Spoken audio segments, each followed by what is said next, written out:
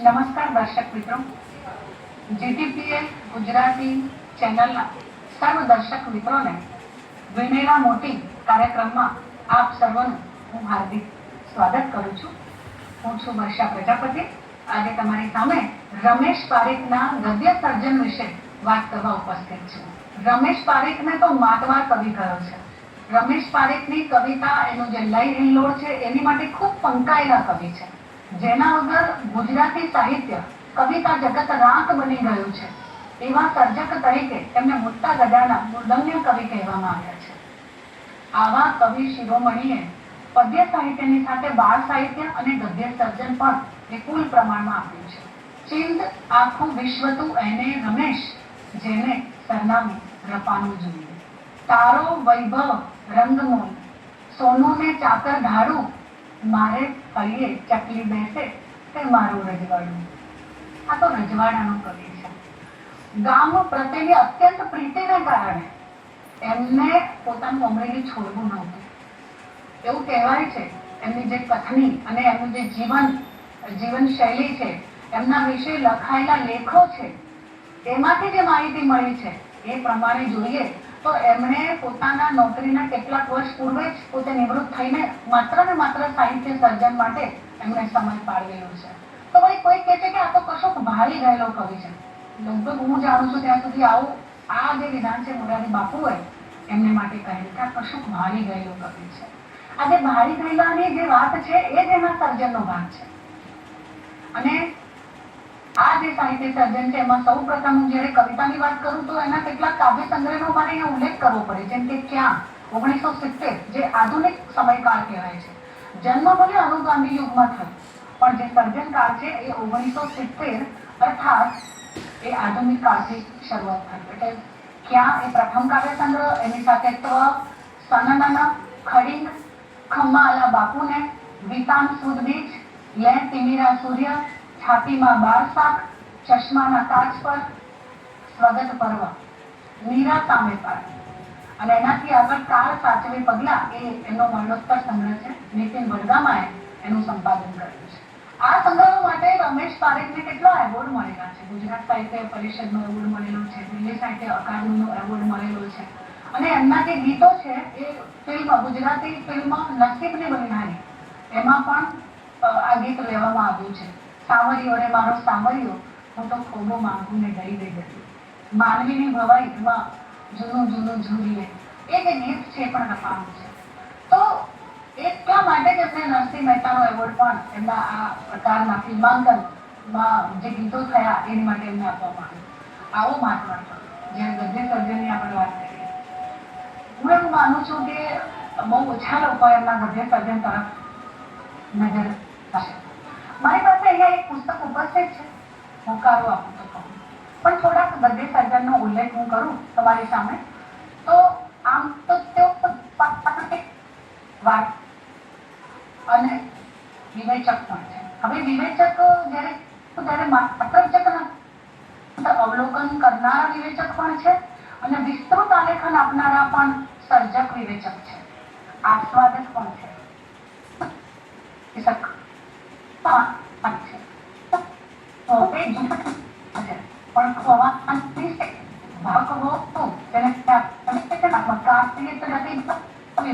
આ બંને કોઈ એકમાં હોવું બહુ અચંબિત કરનારી વાત છે.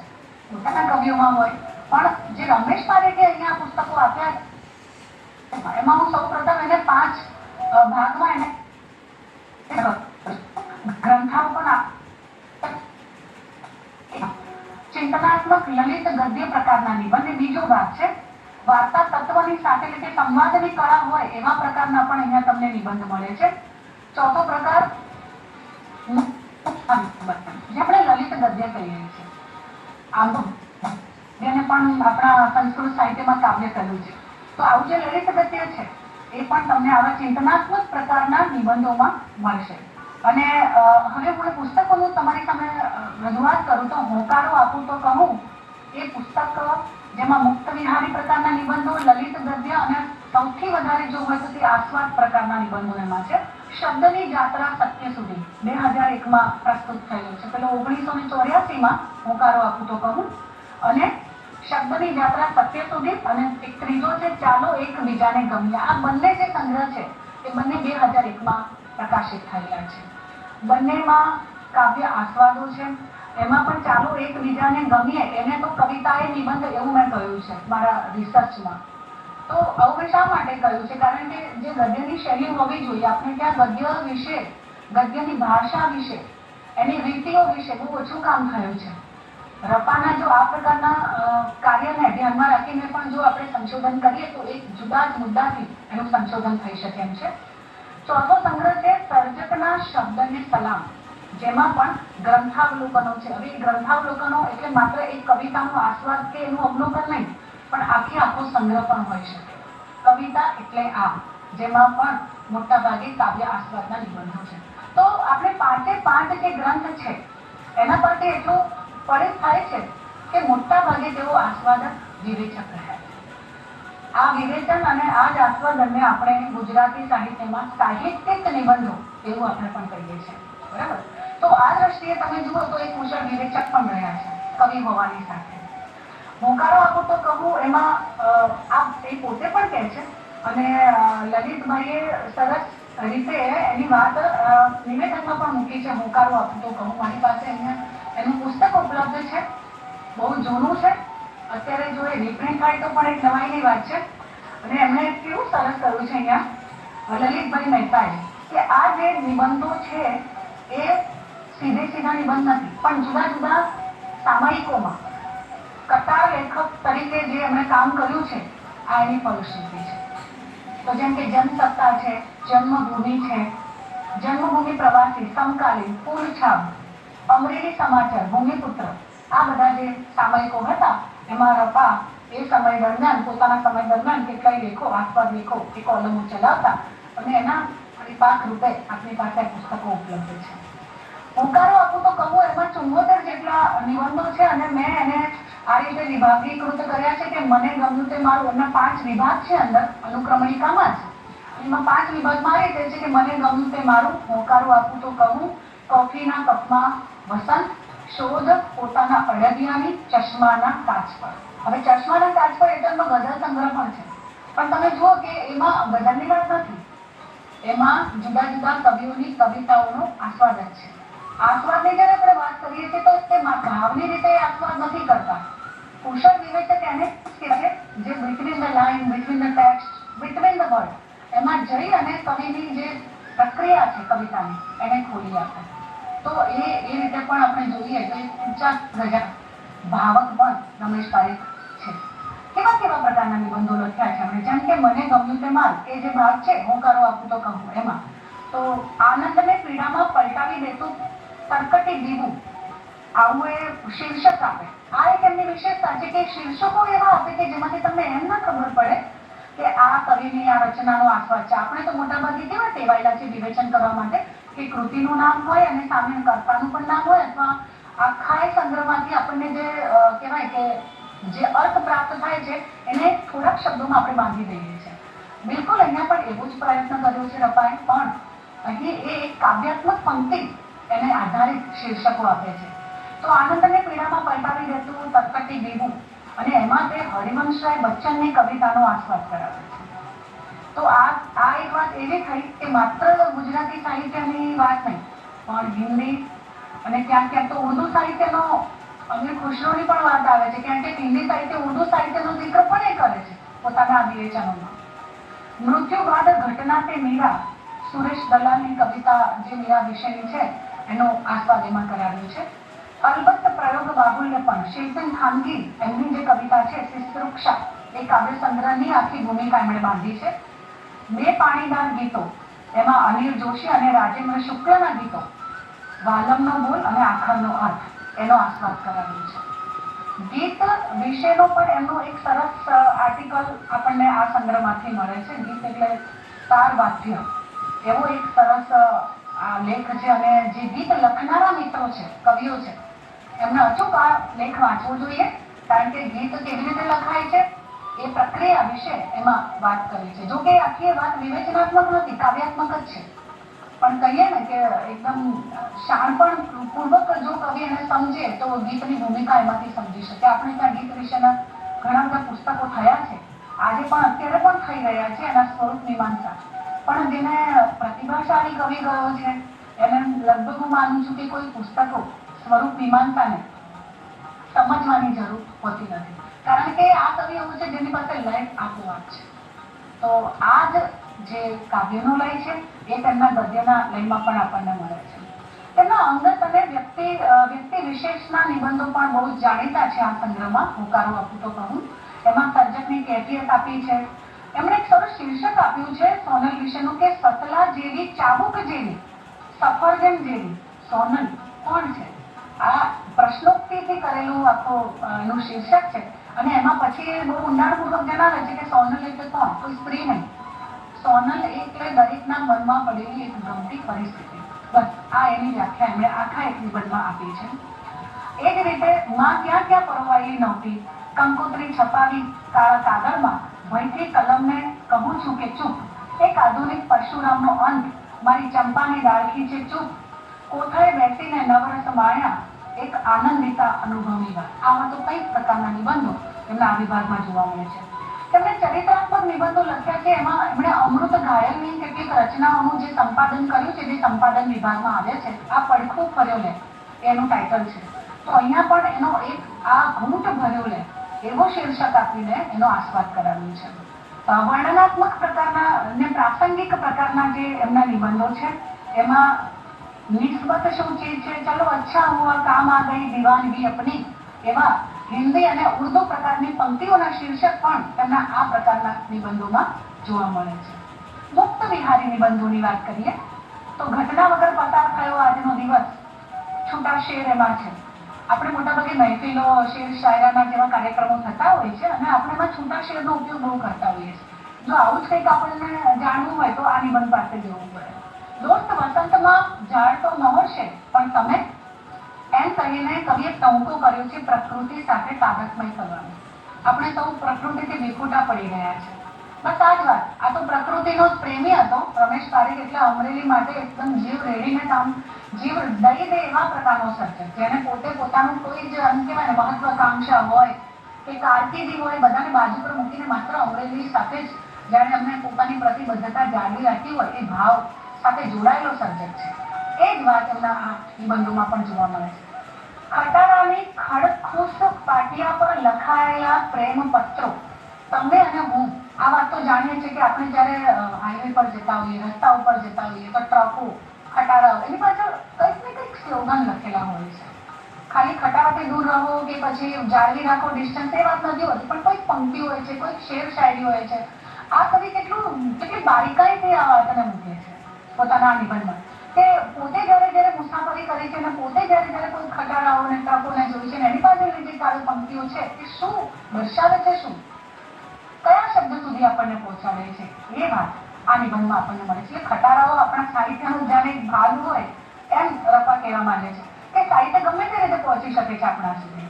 એવી જ રીતે તાસકમાં છે બીડું, તેનું નામ હિપ્નોટિઝમ, મનોવિજ્ઞાનને લગતો એક નિબંધ આ સરસ આપ્યો છે. તો રમેશ પારેખનું એમ કહે છે ને, જ્યારે પોતે હું વારે વારે પંક્તિ રિપીટ કરું કે ચિંદ આખું વિશ્વ તું એને રમેશ, જેને સરનામું રફાનું જોઈએ. આ વાત પર જે વ્યાખ્યાન કરવામાં આવે તો એમનું પૂરેપૂરું સાહિત્ય સર્જન અને એમનું જીવન બધું આવી જાય છે. એક પણ વિષય એવો નથી કે જેને એ સ્પર્શ્યા નથી. પછી એ સામાજિકતા હોય, સૌંદર્ય શાસ્ત્ર હોય, મનોવિજ્ઞાન હોય, અધ્યાત્મ જગતથી થોડુંક છેટું રહી ગયું છે. કદાચ હજુ જો રફા વધુ જીવ્યા હોત તો મને લાગે છે કે કોઈક એવી અનાગત ઉર્જા એમની પાસે ક્યાંક કશું કેવું લખાયું હોત. છતાં હું એમ કહીશ કે મીરા સામેપાર જેવો સંગ્રહ આજે પણ કોઈ નથી આપી શકતું કે જેમણે હરી રચનાઓ આપી. મીરાબાઈની જે પ્રેમ ભાવનાઓ છે એને આત્મસાત કરીને બિલકુલ તમે જો રમેશ પારેખની, મીરા સામેપારની રચનાઓ વાંચો તો તમને અવશ્ય એવું લાગે કે આ મીરાબાઈની રચના છે. આ પણ એક બહુ જ મોટી ઉપલબ્ધિ છે કે મીરા સામે નથી, જાણે એનો સાક્ષાત્કાર થયો હોય અને એવા પ્રકારના નિબંધોમાં પણ એની જાતિ કાવ્યની જેમ આપણને પ્રતીત થાય છે. 14 વર્ષની છોકરીને આકરી સજા, એમાં એક રેખા નામનું પાત્ર છે, એના વિશેનો આ નિબંધ છે. આપણે જોઈએ છીએ છાપાઓમાં આવતી ઘટનાઓ. તો આ રીતે સામાજિકતા સાથે પણ કવિ સંકળાયેલા છે અને એની વાતો પણ નિબંધોમાં લઈ આવે છે. તેમણે કેટલાક પત્ર નિબંધો લખ્યા છે. સર્જક સાથેનો સંવાદ હોય, કૃતિ હોય, સ્વરૂપ હોય, સિદ્ધાંત હોય, આસ્વાદ કેવી રીતે કરવો એની સૈદ્ધાંતિક ચર્ચા પણ આ પ્રકારના નિબંધોમાં આપ્યા છે. કેટલાક ઇન્ટરવ્યુ લેખ પ્રકારના નિબંધો પણ આપ્યા છે. રાધેશ્યામ શર્મા, હર્ષદ ચંદારાણા, અજય પાઠક, નરેશ શાહ વગેરે જેવા એમના સમયના સમકાલીન કવિઓ વિશે પણ એમણે ઇન્ટરવ્યુ પ્રકારના લેખ આ સંગ્રહમાં આપ્યા છે.